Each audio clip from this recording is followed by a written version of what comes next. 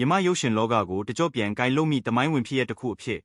ကုန်းပေါင်မင်းဆက်ရုပ်ရှင်ဇာတ်ကားကြီးရဲ့မီဒီယာမိတ်ဆက်ပွဲကိုယနေ့ဇွန်လ2ရက်က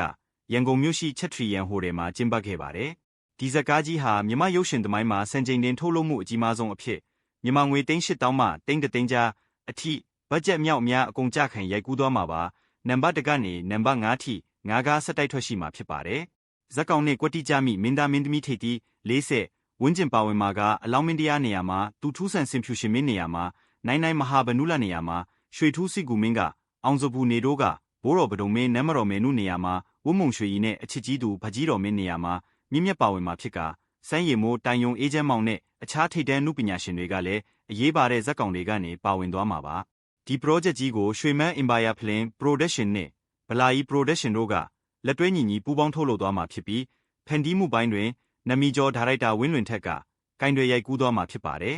မြမသမိုင်းကြောင်းကိုကဘာကတိစေရန်ခိမီနေပညာများခမ်းနားထည်ဝါလာတဲ့အပြင်စင်များနဲ့ထိပ်တီးတရုတ်ဆောင်ပေါင်းများစွာပေါင်းဆက်ဖန်တီးမိ